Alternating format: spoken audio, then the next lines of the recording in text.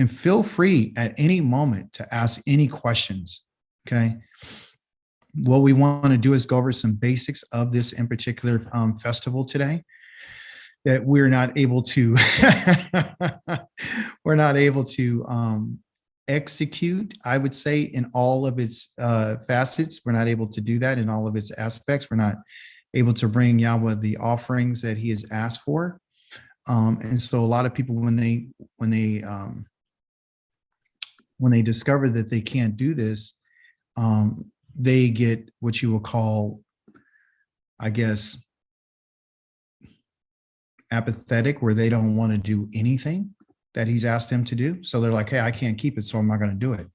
Well, we're not going to operate like that. What we're going to do is we're going to do something different. Okay. What we're going to do is we're going to find every little area that we can to do what he says. So we're going to talk about those things today. All right. So what we have, can everyone see my screen? Yes. All right, cool. All right. So you guys know what the Moedim is. It's called an appointed times. Okay. This in particular Moedim, this in particular appointment is called Shava Oath. All right. And we're going to be discussing the elements of Shava Oath. I'm going to show you some things about it. We need to be educated about what we're involved in. Okay. And that means culturally, that means from a language perspective, the linguistics on it, and also too some of the customs that are associated with it. One of the first things that you and I have to do, okay, is you and I are going to have to come to acceptance. Okay, acceptance is the key. Is huge. We have to accept what Yahweh has said. Okay, in the book of Ecclesiastes, chapter number 3, verse 14 says this. This is what this wise king had said. He said, I know that whatever Elohim does will last forever. There is nothing to add or subtract from it. And Elohim has done it so that people will fear him. Okay? This right here should be the answer to all of our questions. Meaning, like, is the law continuing? Is the covenants continuing? Is the day continuing? Is the kukim and the stars, are they cycling? What is it? They understood this, that whatever Yahweh Elohim has done will last forever, including and not limited to his words. He doesn't speak just to be speaking. It's amazing to me that the creator of the heavens and the earth has spoken everything into existence. Even the air that you and I breathe is because he's spoken into existence with his words. Elohim said, let there be, meaning ye, let there exist. And there was lights, ma'or, in the dome of the sky to divide the day from the night. Because whatever he does is going to last forever. And let them be for signs and seasons, days and years. There's a purpose behind everything that you and I see with our eyeballs. There's a purpose for everything that you and I hear with these ears that Yahweh gave us. There's a purpose for us to have this mouth that we have to proclaim the things that Yah had told us to proclaim. If any, Yah has given us a mouth, and he says that I need you to proclaim. That means that you and I need to call out what Yahweh has done and give testimony and witness to what he has said and what he has done. Those birds are not flying in the sky for the sheer essence of us saying, oh, look how beautiful they are. They are proclaiming that Yah is in charge of the air. He's in charge of feeding them. He's in charge. And they will always fly. And they will always extend their wings. Everything on this earth testifies and gives witness to the fact that Yahweh is Elohim, and everything he does will last forever. But we have to be able to accept that. These English words right here, signs, seasons, and days and years, we're going to chop it down and find out what it really means. The first one is called a sign. That's what the lights in the sky are for. That's why the sun is out there. That's why the moon is out there. That's why the stars are out in the sky, is to give us a sign. Sign in Hebrew is called oath. Oath. Not spelled like this. This is English.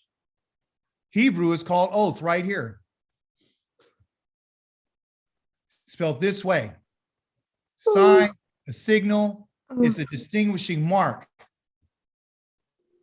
So what does it mean? What it's telling us is that Yah is using, there's a purpose for the sun, the moon, and the stars. And I need you to understand what that purpose is. They're not just out there to bring light. They're not out just to bring light. They're out there to give you the sign that you need and the signal. You know, like a light signal.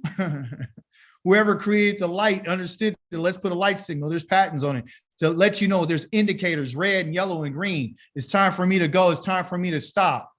It's time for me to pause. It's time for me to think. An oath in Hebrew has to do with the sign. It could be an omen. It has to do with the warning. We've been seeing these red moons, and we've been seeing these solar eclipses and these lunar eclipses. If something was to go array inside the heavens right now, you and I would say, wait a minute, we need to be paying attention. And that's exactly what an oath is. Yah's telling us, I need you to pay attention to the signs that I'm giving you. The sun and the moon and the stars are signs. They're marks that I'm using to tell you what time it is. That next word, seasons, is the word that we have for what they would call a moedim.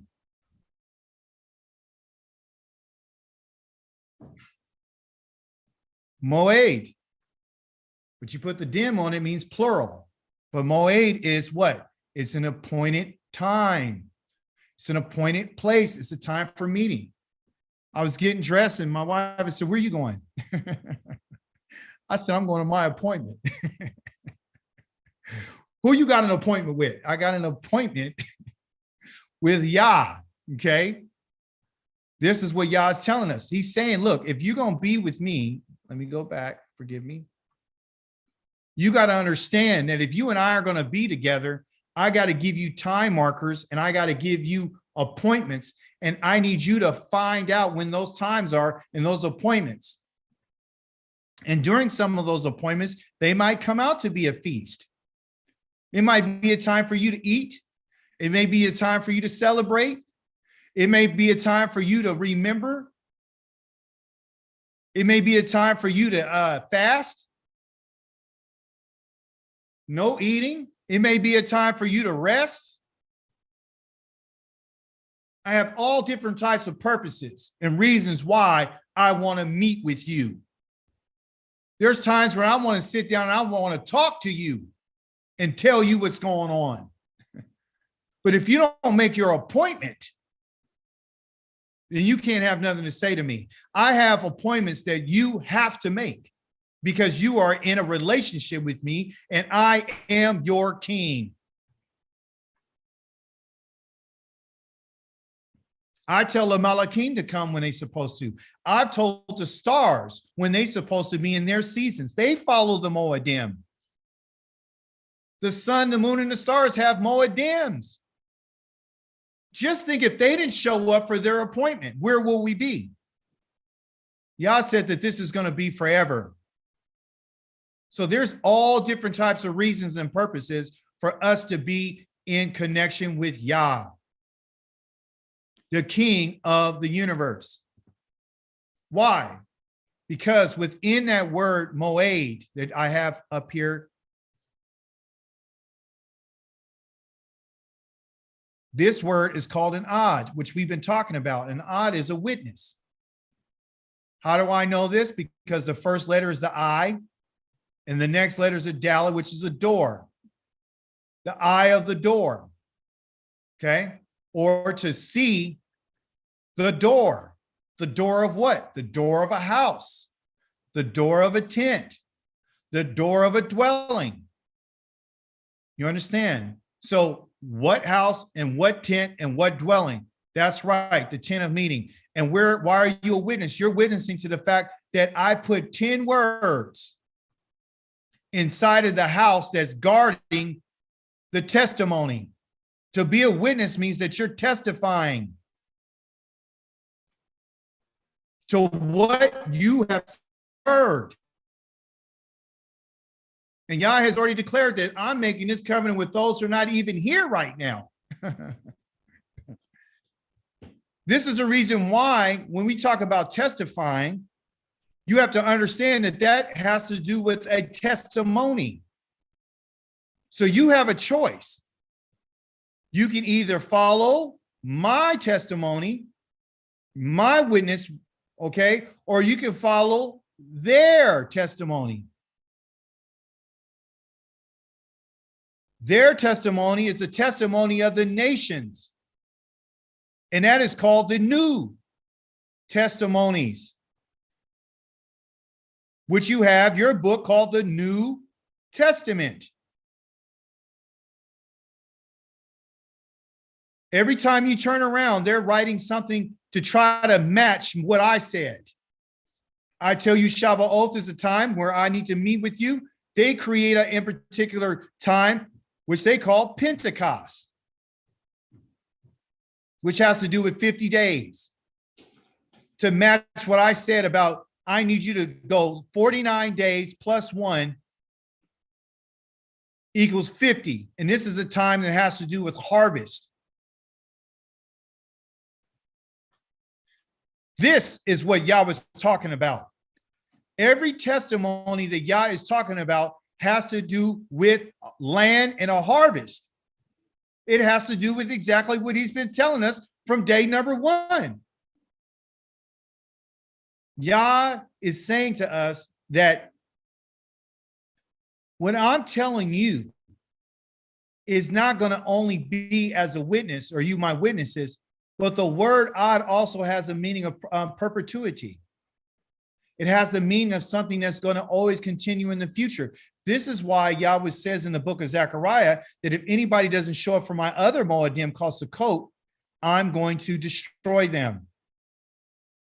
This is the reason why Yah tells us that you and I will always keep Pesach. We're always going to keep matzah. Always. Because it's always going to continue in existence, because this is what I said, because whatever I said and what I have done will last forever. You cannot add to what I've said or done. You cannot subtract from what I said or done. And you need to be a witness to that. And as long as you are in existence, as long as there's breath in your body, you have to accept that you're a witness of mine. You have to use your mouth to proclaim what I said. I don't only want your mouth, I want your hands to do what I said. I want every aspect of you. I don't only want you to open your mouth and proclaim it, but I want you to put some food in your mouth to remind you of what I made a promise to your ancestors.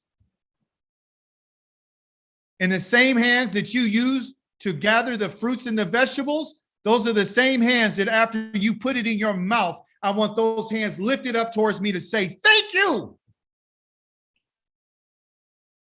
And confess that I'm the one who has done this for you.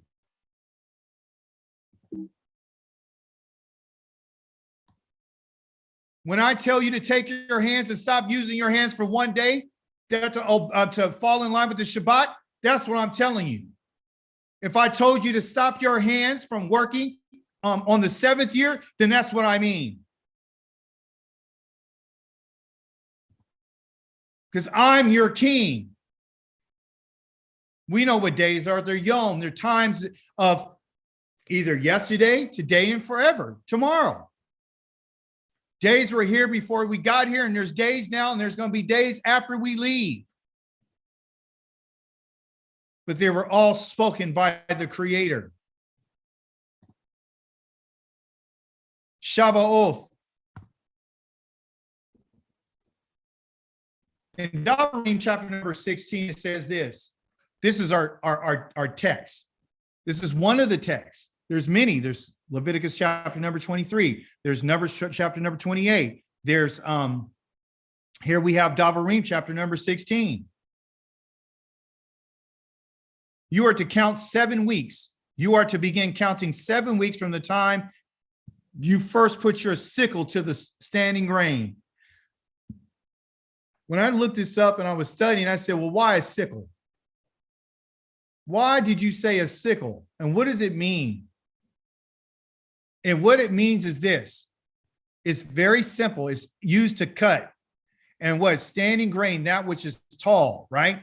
So the word that here is for cut, but it's a tool that's being used, but it has to do with 2 things. It means to capture. It means to capture. It means to slit, okay? But you're only capturing for only 2 reasons. There's only 2 reasons why you're going to capture something. You're going to capture it in order to dedicate it, or you're going to capture it to destroy it. Either you're going to be devoted or you're going to be destroyed. That's the only 2 reasons. Yah's asking them to go through this and cut down this grain, either for 2 reasons. Number one, the first reason, he says, when you get this, I want you to wave it before me because I'm the one who gave it to you. I want you to cut it down. And then after you finish doing that, then I need you to pulverize it, and then you're going to destroy it. Letting us know Yah's intention for what he has to go ahead and harvest. There's only 2 different types of people that Yah's going to deal with. Yah's going to deal with those who are devoted to him and those who have ignored him, who were not loyal to him. If you're not loyal to Yahweh, you will be destroyed. Period. Devoted gives you the idea of being set apart for Yahweh, for his purposes. If you and I are not willing to accept that you're in this in order to be dedicated, to be set apart, and to be used for his purposes, and that means your whole entire life. That's your stomach, that's your mind, that's your eyes, that's your nose, that's your mouth, that's your ears, that's every part of us. And if we're not willing to accept that, because remember, it's about acceptance, then we got a problem.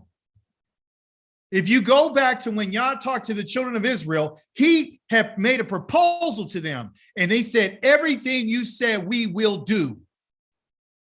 A lot of scholars believe that this in particular festival was at the time in which he talked to the children of Israel and gave them the Torah, because it's in the 3rd month, which that's the month that we're in right now. It's the giving of the Torah that locks him and binds him in his contract with Yah. And he's letting them know that the whole earth belongs to me, everything. And what are you going to do? They said, everything you said, we will do everything. We want to be devoted and we want to be set apart for you. We know what it means that we're going to be with you. But what did they do? After they opened their mouth and they said what they said, they thought they were talking to a man who would actually say, I'm going to forget what you said and let it go. He's not letting us go. If you and I had said something to him, he said, I'm going to hold you responsible and accountable for that which comes out your mouth. We got to be careful what we're saying.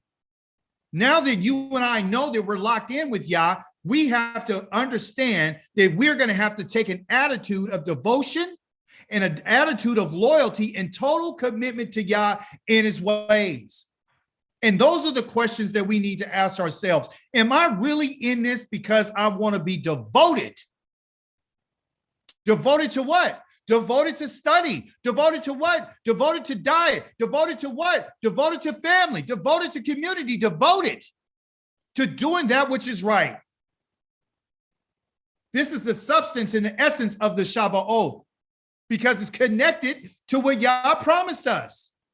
You and I cannot expect to receive nothing from Yahweh if we're not willing to follow what we say. Verse number 10, you are to observe, meaning to guard this festival of Shabbat of weeks for Yahweh, your Elohim, with a voluntary offering. Voluntary. It doesn't list what the offering here is voluntary. It talks about a certain amount of bulls and rams and sheep and wheat and all those things that you and I don't have. But it's not on mistake. It's not on accident here in this in particular text in Deuteronomy that he doesn't give any specifics on what the offering is. He said it's voluntary. It's voluntary. The devotion to Yahweh should be voluntary. If we're going to be in a relationship, you and I should be willing and ready to go to the appointment that he said at the time with a voluntary type attitude. I give myself to you wholeheartedly without no restrictions. Just like our father Abraham, he was willing to give up his son, the one that he loved more than anything. Yah says, now that I've seen that you're not willing, you're willing to do what I say, and you're willing to give me everything, and you're not willing to withhold anything from me. Now I'm actually going to do more than what I said I was going to do. You understand? So this is what he's looking for from his people. Yah's looking for us for voluntary offerings, which is the fruit of your lips in Psalms 50. He wants us to give it. You understand? In accordance with the degree to which Yahweh Elohim has prospered you. You understand? In context, he's talking about the land. You understand? But you and I don't have a land. So should we not think about Shava Oath? Yah says, I've taken everything away from you because when you did have it, you didn't give me any joy. You weren't the abundance of all things. You didn't have any inspiration. You didn't have any exuberance. You didn't have any enthusiasm. So I want to see right now whether or not you're going to follow me without anything in your hand. Let's get down to the brass tacks. Will you follow me and do what I told you when I don't have anything to give you right now? I could give you the whole world, but I'm not going to give it to you right now because I want to know if you made up your mind. Verse 11, you are to rejoice in the presence of Yahweh on this Shava Oath. Your Elohim, you, your sons, your daughters, your male and female slaves, the Leviim living in your towns, the foreigners, orphans, and widows living among you, because it all had to do with food. In the place, in the Makom, that Yahweh your Elohim will choose to have his name live. This is not in this place where we live right now. We're figuring out what is it that our ancestors failed to do. So what we're going to do is find a way to go to our creator and say, listen, you know I don't have anything to give you except the fruit of my lips, and I'm going to give that to you. What else can I give Yahweh? You could give him your life voluntarily. You could give him your desires. You could give him your pains. You could give him anything that you need to give him. But he tells us that I want you to remember that you were a slave. This is the whole key to understanding what Shava Oath is all about. It's for us to remember that you were a slave in Mitzrayim, a place of trouble, a place of sorrow, and a place of being squeezed. Then you will keep and obey these kukim. They got their laws.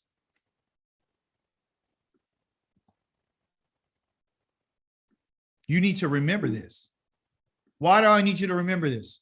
Why do I keep telling you over and over and over again that you were a slave? And I keep telling you were a slave of Mizraim. I keep telling you that I brought you out of Mizraim. I keep telling you that while you were out of Mizraim, that you ate unleavened bread. I told you when you left Mizraim, you lived in tents for 7 days. I'm giving you the Moedim because it's a witness to what I have done for you.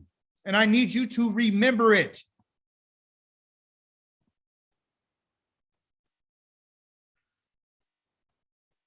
This word here, Kag, means a festival.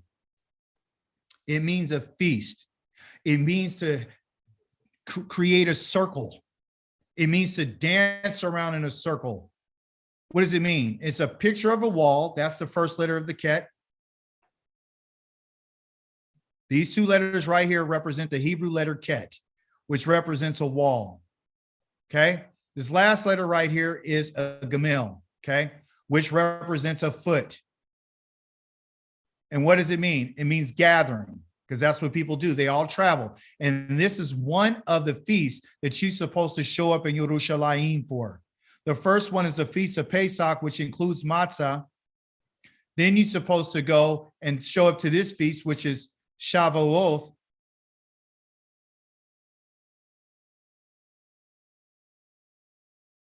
Then you're supposed to show up for what? Sukkot. And you have to use your feet to go travel to come and gather yourself. And then he says, what is he doing?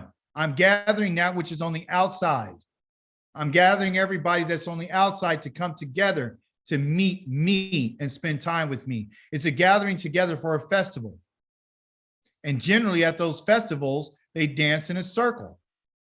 Everybody starts coming together, you know, it's kind of like Soul Train, right? And you're dancing and you're having a great time and you're feasting. There's several other words in here too that have to do with feast. One is called a mishteh, and that's a whole different festival, okay? But this one right here is called a kag, and it's a feast where you and I are supposed to eat, drink, and have a great time. Why? Because Yah has provided. He's put food in our mouth, okay? So the Shava Oath, what is this about? What does this word Shava Oath mean? Well, in the Hebrew, Shavuot, okay, Sha, and then they got Vua, means 7. That's what it means. And the oath on the end means plurality, more, okay? This is what they call weeks, okay? So the Shavuot is a week that consists of 7 days. If I say Shava Oath or Shavuot, then I'm talking about weeks. I actually got this spelled incorrectly. It should be the U here and the O here. Forgive me. Weeks. Literally to seven oneself, to swear, to make an oath. And so it was a common practice in the Hebrew culture for 7 declarations to be made, just like what they did at a well called Be'er, what? Sheva. It's the well of 7. 7 what? They had 7 lambs. That's how that place got its name, because Abraham bought 7 lambs. And he says, what are these 7 lambs here for? He says, because we're making an oath. Okay. There's another one here we called Bath. Sheva. Bath is daughter, Sheva 7. So the woman that David had an adulterous affair with was the daughter of 7. She was one of the daughters of a 7. You understand? Then we have what? Queen Sheva, who Solomon had a relationship with. She's the queen of 7. You understand? So 7 is a huge number. 7 weeks, 7 days, 7 months, 7 years. 7 times 7 weeks is the Shava Oath. 7 years times 7 years is the Yuval. You understand? So Yah uses the 7 as saying that I have made an oath with you as a sign, because that's what an oath is. So when he talks about us keeping the Shabbat, what you're saying is you have now are keeping the oath that you swore to Yahweh. And anytime you and I make an oath and swear something to him, he's literally going to make sure that you and I keep our end of the deal. These are 7 declarations making an oath. That's why Yahweh has 7 festivals.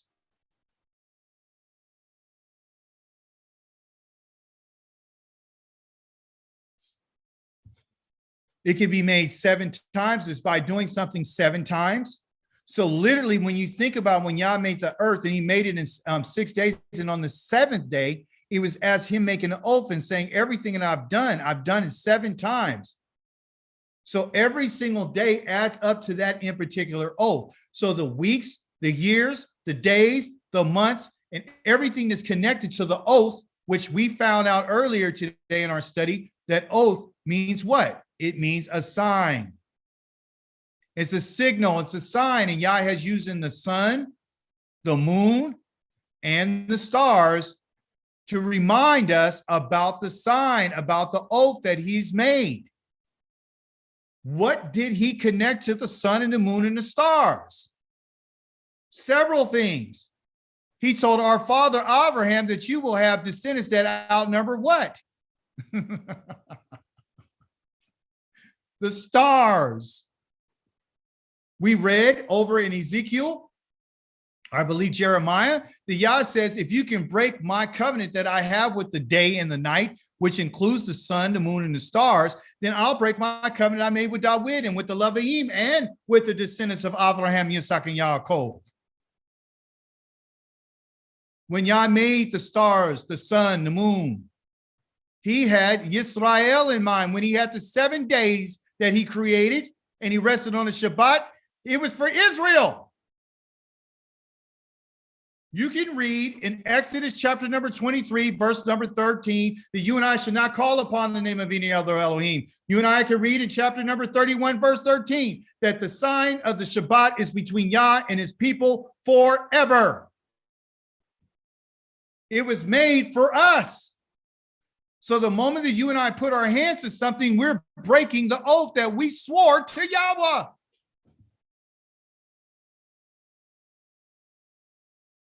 You and I cannot break our word,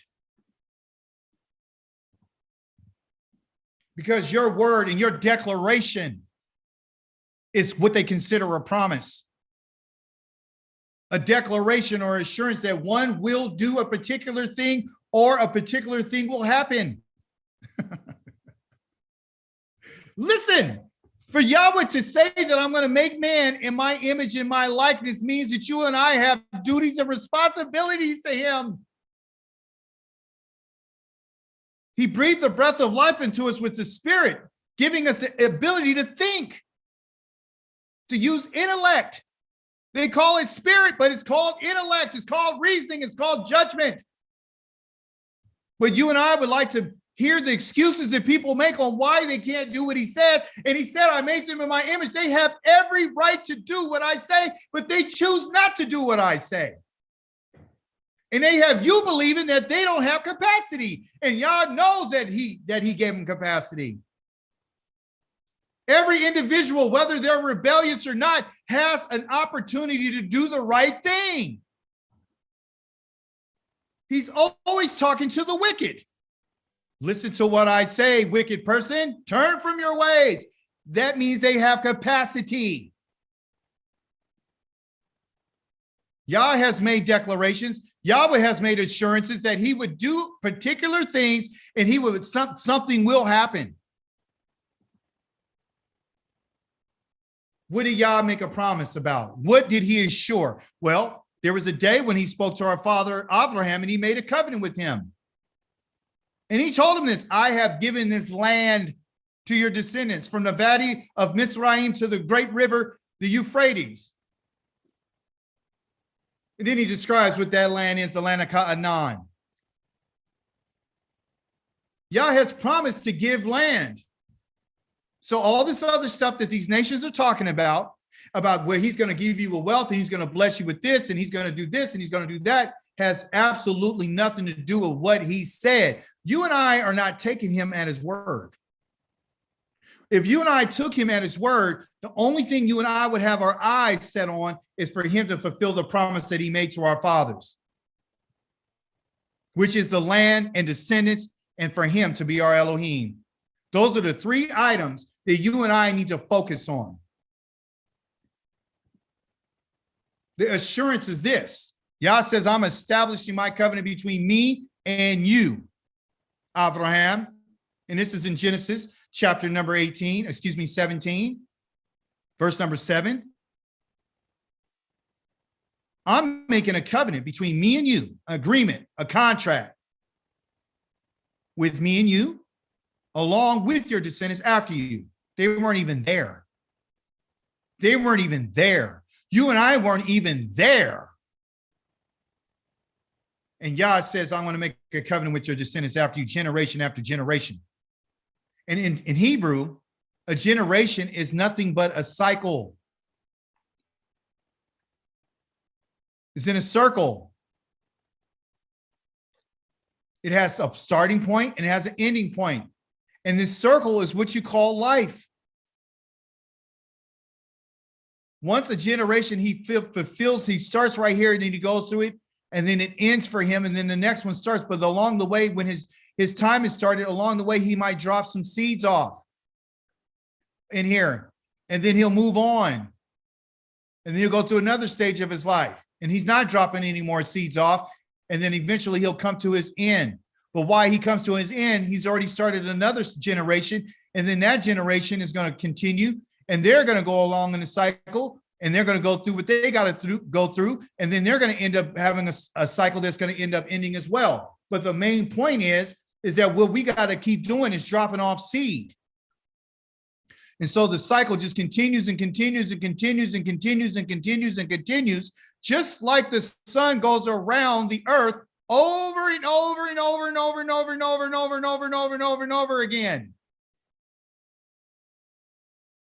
You almost got mad because I'm thinking, how dare is humanity to think that, wait a minute, since I'm on this trip going in circles and circles with the sun, that I have a right to continue as long as the sun? No. While you and I are here, we're here for a certain season and we leave. And then something else takes over and grows from what we left behind.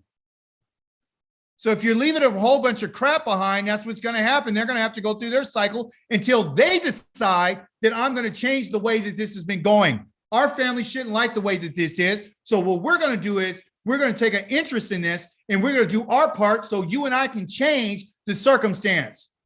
Do you hear the word circumstance? That comes from circumference. That means a circle. Why are you so compassionate or passionate about this? Because it's just coming to me. We got to do our part right now in the circle. So we could go around the circumference with our circumstances. Drop the seed. Drop positive things while you're here and then move on. And then let somebody else take over. That's how it works. There's not an animal alive today that hasn't been through the cycle. And for us to say that, I just don't want to die and I want to live forever is going against everything that Yahweh says that he has planned for the earth. There's not a creature alive. Just continue to live forever. Things will be completely boring. There has to be a generation after generation. But while you and I are here and we're in our cycle and we're doing what we're supposed to do, you and I have to accept that he is our Elohim because he made a covenant with our Father and with us.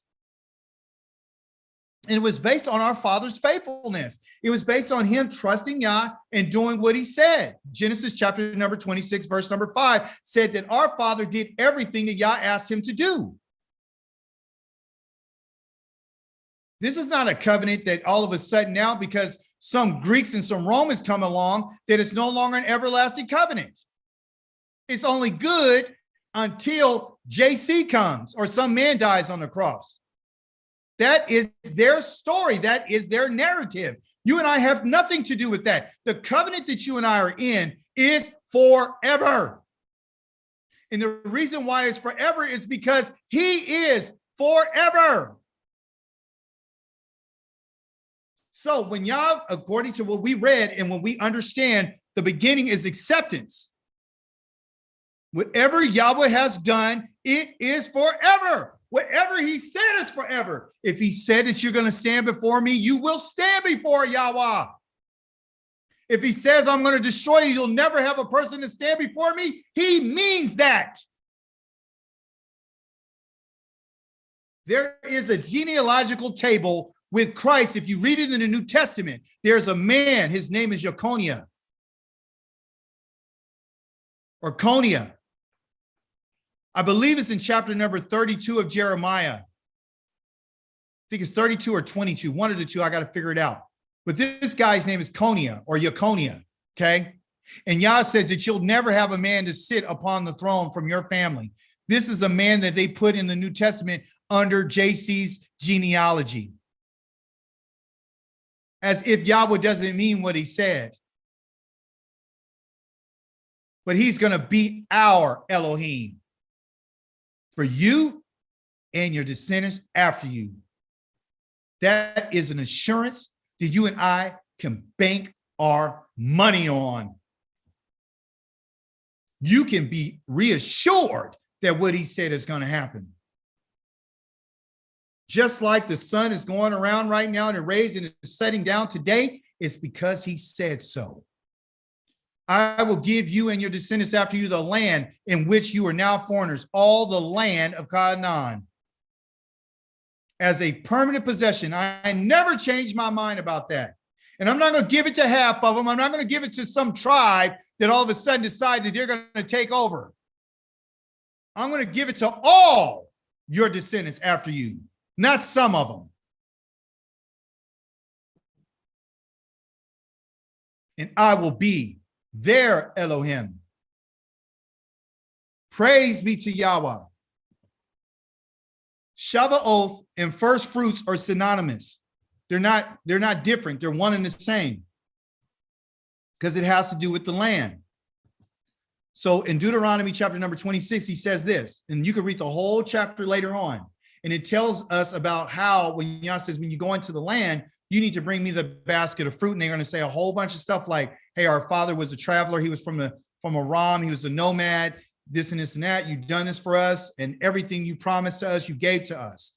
That's all in this chapter that deals with the first fruits. It says, when you have come to the land that Yahweh Elohim is giving you as your inheritance, taken possession of it and settled there, you are to take the first fruits of all the crops that the ground yields, and you will harvest from your land that Yahweh Elohim is giving you.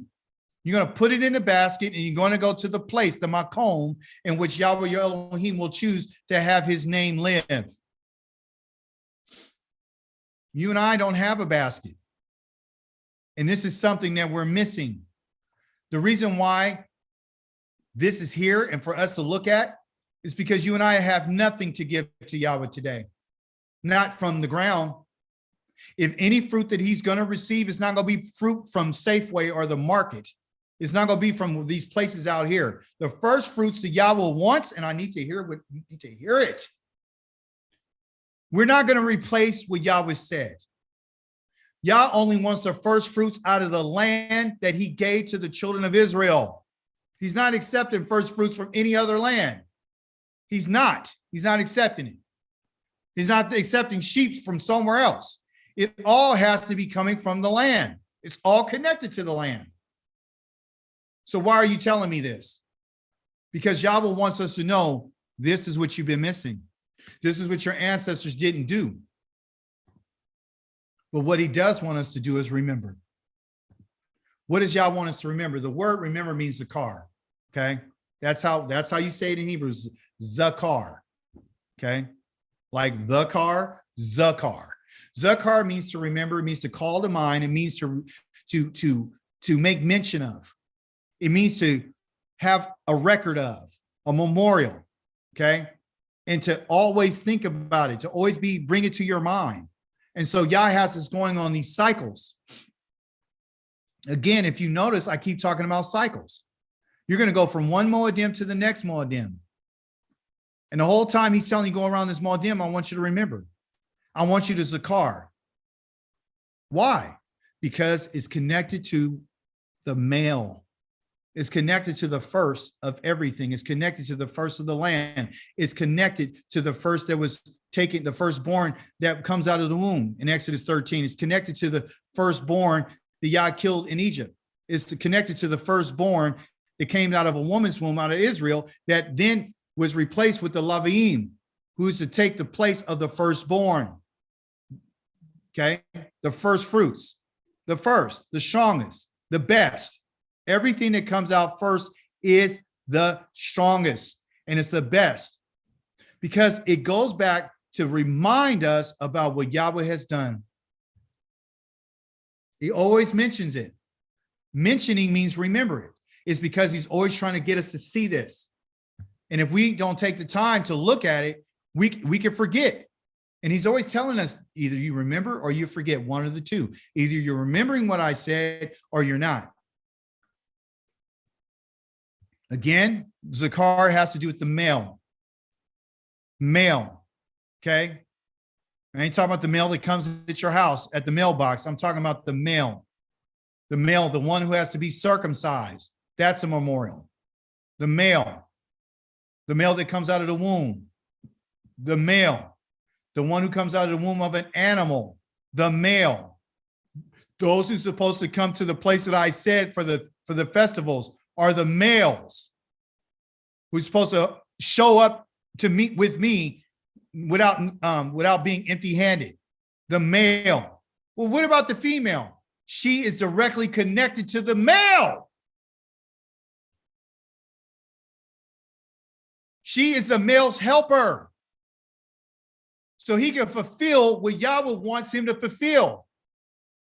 Yah said it's not good that a man should be alone, but he should have someone to help him.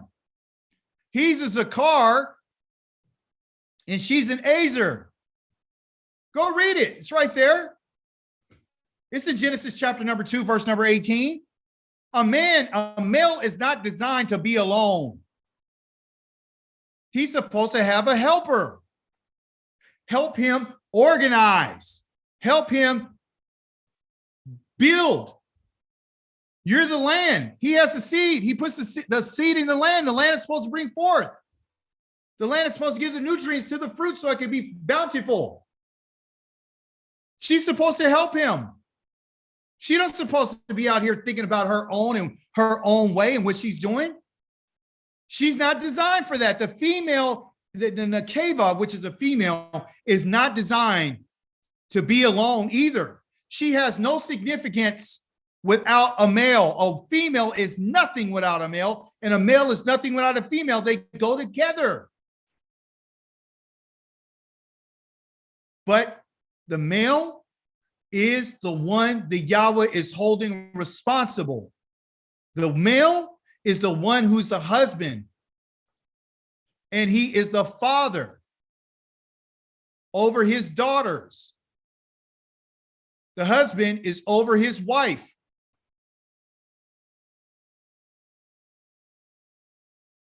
When the wife comes with the husband, they're one. As long as the daughter's under the roof of her father's house, she's considered among him. When Yahweh would kill a man for going against him and rebelling against him, he would kill him and everybody in his house, in everything that belongs to him. Go read it. It's in Joshua. Go read it. It's right there in Numbers. We're going to come up on that in a couple of weeks. So women, Nekeva, female, understand something. Your role is to be a helper. And as long as you're helping him, you're fulfilling Yah's will. If you're not helping your husband, then you're not fulfilling Yah's will. If you're a widow, that's different. You divorce, and because Yah hates divorce. But if you're already divorced and you already had a situation going that way, you didn't know, then you're just going to have to live that out. There's no exceptions made for anybody. But those of us that are married, Yah hates divorce. And you will not fulfill Yahweh's purpose for your life if you go against what he has said. Because the male needs to be strengthened so he can perform the things that he needs to in order to make his house right before the Holy One of Israel.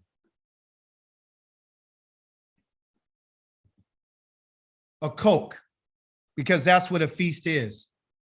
A Coke, a Cog is a feast. A Coke is a decree.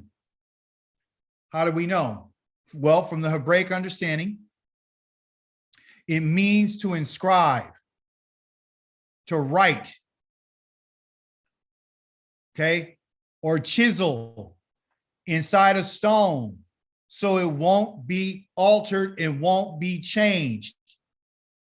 Abstractly, it is known as a custom. So the picture graph is a picture of a wall, which is the ket again, which we went over. The ket, right here is the wall. And then you got the kof right here, which is a picture of the sun at the horizon, representing the idea of coming together when light is being brought together. Which means when you put it together, it means that which is separated by the wall creates separation, is coming together. So that which is apart is gathering together. And that's what they would call a Coke. And I've been talking about a Coke for a long time. And that's why they call it a custom, which brings people who are separated together. As today, this is called a Cog, which is a festival, okay, that we're trying our best to some type of way be happy about, thinking about, okay, we're not fully able to do it. But one of the things that you and I are doing is we're keeping the Coke. We're keeping that which is inscribed. We're keeping the custom. They call this the Coke laws. And I don't like that in translation because it's not about laws. It's about what you would call a custom. It's bringing people together. So Yahweh calls a Coke, and you've heard me use the term a Coke, a Kokim, and you've heard me say the Kukim or a Kuk, a Kukim. They call that statutes. They call those laws. This is what Yahweh has done. He's decided to use decrees to bring that which is separate together. Meaning this, if anybody's going to join themselves with Yisrael, anybody, that includes Israel themselves, is for us to understand that Yahweh's decrees are designed to bring that which is separated together. So there is no division. So you can see that again, to piggyback on what he said, he hates divorce. Yah hates separation. Listen to me carefully. He only allows people to go through separation for times of purity. Okay, so these statutes and these cokes are what they call prescribed times. And these cokes can be prescribed to a certain task and a responsibility. These cokes can be assigned to a portion. They're prescriptions for actions. Okay, they're prescription for that which is prescribed as due. There's setting limitations and boundaries. This is the reason why he calls them enactments and decrees and ordinances. Meaning I'm going to set the limits to where you can go. A lot of people don't like this because it feels like it limits you.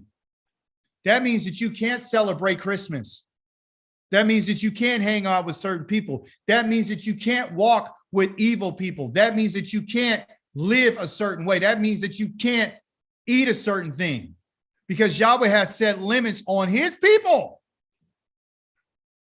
And we think that the limits that he set on us are unfair, and we believe that it's harming us because we want to live outside the limits of what Yahweh said. And as a result of going past what was prescribed, you and I are suffering today because somebody didn't have any respect for the boundaries. You and I have to set boundaries in our home. We have to set limitations for our behavior. You have to set boundaries in your mind. There's certain things that you have to say, I'm not going to do this. I'm not going to do this anymore. These are enactments that Yah has put upon his people to let us know that if you're going to be around me, you have to live within some boundaries. You're my sheep. I told you that in Ezekiel chapter number 34. I'm setting boundaries around you. I'm setting stalls around you. I have to discipline you. I have to teach you. What do you want me to let you do? Just run wild? So you can feel free? So you can do what you want to do with no limits? Because somebody told you that you could be and do whatever you want. You could become whatever you want. Not in Israel. Not in Israel. The only one in Israel who doesn't have any limits is Yahweh. His people live by Kukim. They live by statutes. They have to implement that right now in their homes. Before you can go to your home, though, it has to start in your mind. You have to accept this, that what Yahweh says, he will never, ever, ever, ever change.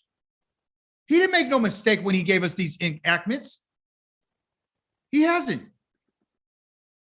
These decrees that are written down on stone, you thought the 10 words that he said is done, and it's because it's written on a stony heart. The people of Israel had a stony heart before he even wrote it on the stone. He wrote it on the stone to let us know, guess what? It's inscribed. It's never going to change. It's never going to change. You and I have to understand this, and we have to accept it. He talked about us being a servant in Mitzrayim. He said you're an avad. If you look at this word avad, it talks about servant and slave. They're synonymous. But we don't like that. We do not like the word. We do not like this word. We don't like it.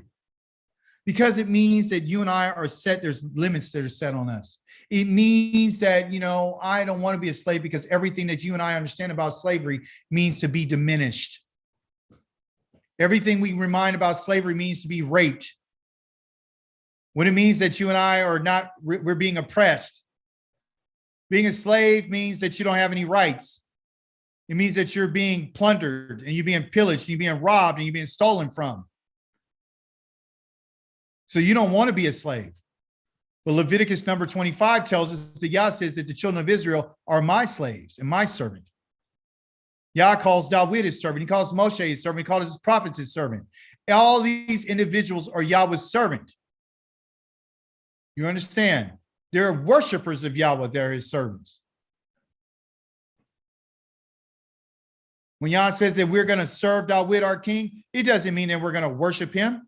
I said that yesterday during the Torah on the Shabbat service. It means that we're going to work together to make sure everything's running smoothly.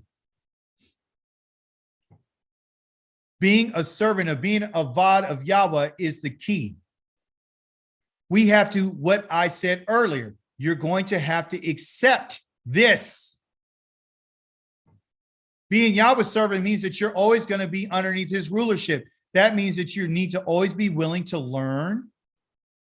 That means that you and I are going to have to accept that we don't know everything. That means that if we're going through a process of learning, that you are going to make some mistakes, and you want to know what those mistakes are so you can make the changes necessary. It also means that you and I are going to have to humble ourselves to our king and to his rulership. That means that when we get back to the land, there's going to be individual rulers over us. There's going to be people who Yah's going to set over us. That means that there's going to be a group of elders over us. That means it's going to be people who are our chiefs over us. And what I would call the Nasis. The Nasi is the ruler, the leader. And if you and I cannot accept what Yah was saying, we're going to have a hard time. If you can't accept rulership, which starts in the home, okay, the man is the ruler over the household. End of story. Is that to put the woman down? No. If the woman would be smart enough and she'd be more intelligent enough and she was willing to learn, she would understand my job is to help the ruler. Because I'm a ruler. I rule for him. So he can direct his attention. Listen, he can direct his attention to the things of Elohim. But if he's always trying to put out fires and he's always trying to have to watch me and everything that I'm doing and seeing how much food is in the refrigerator or why the dishes ain't washed, then this is a problem. If he always has to monitor everything the kids are doing because you don't know what you're talking about, that's a problem. Oh, you being hard on women. No, I'm not.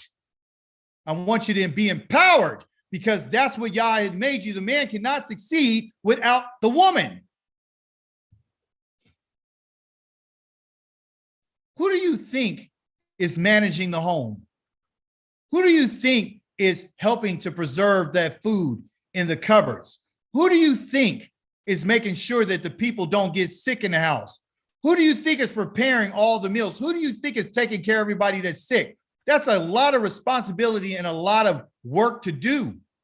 And I guarantee you this, Yahweh knows what women go through. He made you to endure, to be strong enough to help this man.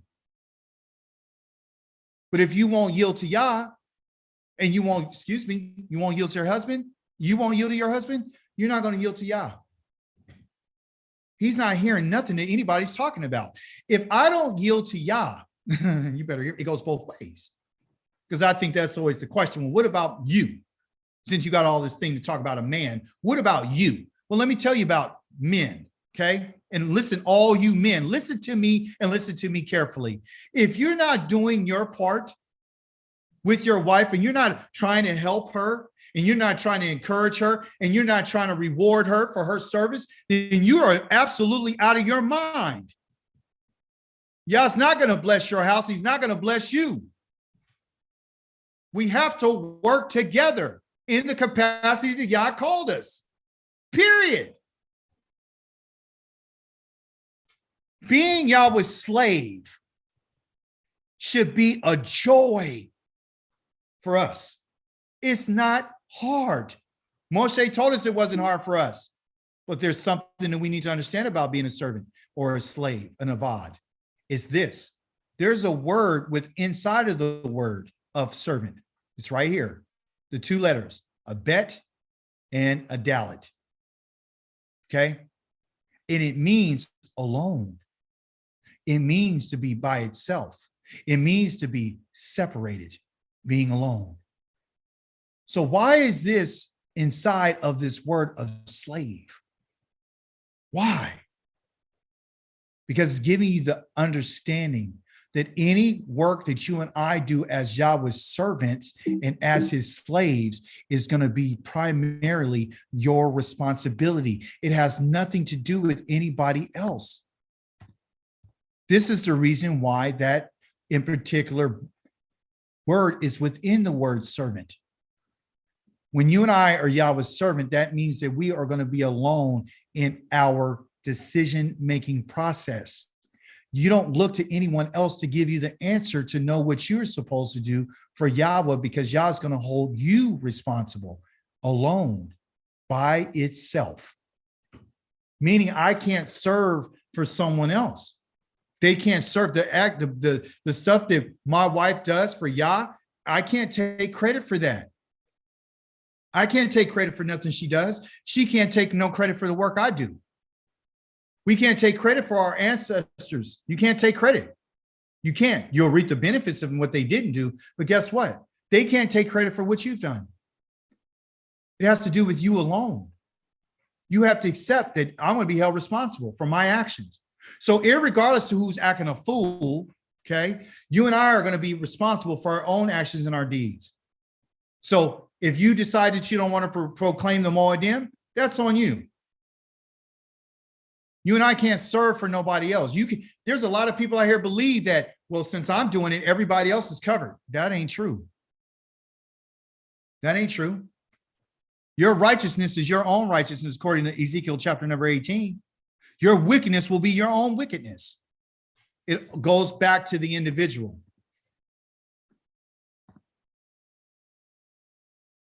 In conclusion, Yah has said that he understands. And he made a promise. He said, I will gather those of you who grieve over the appointed feast. That's the Moedim. And that's the Cog. And those who bear the burden of reproach because they cannot keep them. It's shameful and it's embarrassing to be a people and to have and proclaim something and have nothing in our hand. And that's the reason why Yah has given us this festival to keep in our exile, because what he knows is that it's going to bring reproach upon us.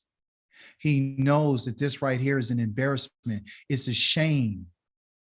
Yah has brought shame to us. And I told you in our teachings that what Yah says is, because you shame me, I'm going to publicly shame you in front of the nations. That's what I want to do. You and I are in shame. You and I are in reproach. You and I have hands that we have nothing to put in. We got food that's contaminated that we're putting in our mouths. We're just playing out the curse that Yah said what it's going to be. But I didn't put verses 19 and 20 on here that talks about Yah restoring us. I want you to read that on your own. This is found in the book of Zephaniah, chapter number 3, verse number 18, 19, and 20. I didn't put that up here. I only wanted to put the point where he says, I will gather those of yours who grieve. There has to be some type of feeling and emotion behind the feast. But if you don't read the Torah and you don't understand what the feast mean, you don't understand that you are a witness, you don't understand, you have no connection to it, and you think it's a done away with deal and that you're under grace, there's a grace message going around saying you're under grace. You don't have to worry about the feast. And because you're under grace means that you don't have to feel anything about it. You don't have to bear a burden about it, and neither do you have to grieve about it. And I'm telling you today that that is a complete lie. Yah says those who grieve and bear the burden of reproach. So you and I are not carrying baskets with food and vegetables that Yah has given us. What you and I are carrying now is a basket full of reproach. What you and I are carrying right now is grief of our souls. You should be grieved. We could put some music on, celebrate, but there's a part of you that's supposed to grieve, kind of like what we found in the book of, I think it's Kagai, talk about festival. I didn't have it up on the slide, but we'll talk about that a little bit later, where he said, listen, the people saw the temple, the second temple that was built, and there's a lot of people that were celebrating. Oh, yeah, this is wonderful. And then there was other people who had seen the temple in its previous glory and began to cry, but they couldn't tell who was crying because they were happy and who was crying because of their grief and their sadness. Because they saw the temple and what it used to be. And what Yah is trying to get us to understand is this. Yeah, you can do your singing and your dancing. And yeah, you could go to your store and go grab and barbecue today. You could do all that. But understand that what it's supposed to be is not because of your behavior. And I'm going to fulfill what I said. You're going to bear the burden and you're going to bear reproach until I decide to bring you back and put you back in favor in my sight, not the favor of the nations. You're not interested in them. You're not interested in the favor of the nations. You're interested in my favor. That's what you need to be about. So that's what this was about today. This is about understanding what Yahweh has said and coming to the point of what I would say acceptance. We should know that everything and whatever Elohim has done will last forever, whether you and I are here or not. There's nothing to add to what he said, and there's nothing to subtract from it. When he said it, it was perfect, just like the Torah. He has done it so people would be able to fear him, to let them know that there is no negotiation. There is no giving, coming there and leaving and coming back. There's none of that. That's what Shava Oath is about. That's what it's about. It's to remind us about what Yahweh has done for us and remind us of a lot of things. So when we go through these festivals, we got to always remember that Yah says you're going to bear this. But knowing that we're grieving, knowing that changes the one person's mind. It changes the way they see things. And he said, I want to do something differently. But you know that nothing's going to change until you change. We have to change. This is what exile is all about, is going through the process of change. It's going through the process of acceptance. Accept your punishment, like Yahweh says. He says, why are you crying over your wound?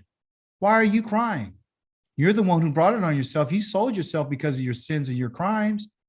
You've done this to yourself. I didn't do this to you. And if you want to be angry at anybody, you should be angry at your ancestors. Don't be angry at Yah. Don't be angry at Yah. Be angry at your ancestors and be so angry that you're willing to say, I don't want to do that no more. I'm not doing that. Turn your back like the Leviim did on their family. He's not asking you and I to be Leviim. He's asking us to have the mindset of the Leviim, to be willing to turn your back, because that's what the Torah is supposed to do. The Torah, you're supposed to make a difference between you and everyone else. If someone doesn't want to follow the Torah, you should say, well, that person right there, that's a wicked person. And I said that, right? And you said, well, where's that at? Why did you just say somebody who don't follow the Torah is wicked? Because that's what the Creator said. That's what he said. And you and I have to start saying what he said. We have to stop thinking that I need to say what I want to say. Once we say what he said, if you say what he says, that doesn't mean that you're trying to be better than anybody else. It just means that you're listening to what he said. Look at what he says, so you won't take it personal, okay? It's found in the book of Proverbs, okay? And it's chapter number 28. And I've kept you long enough. But here, I want you to understand something.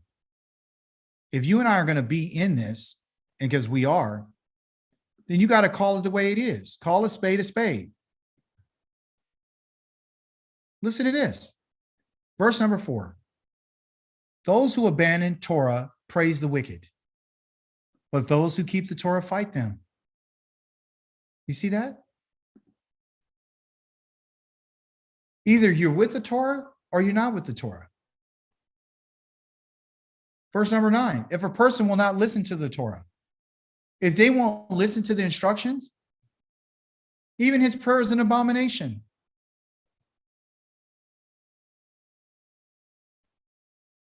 Verse 5, evil people don't understand justice. That means they don't follow the Torah.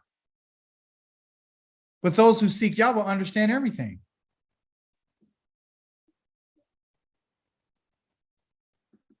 That's the truth. That's the truth. So it's not, I don't want us to enjoy this festival. I want us to understand what the festival means. I want us to understand what Yah was talking about. Any questions, any comments, any contributions?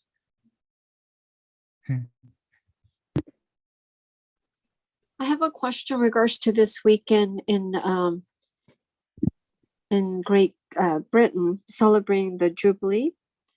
Oh, It's very interesting that they're having it today, or this weekend, Shabbat and then Shavuot. So I was just kind of curious, since they think they're the descendant of King David.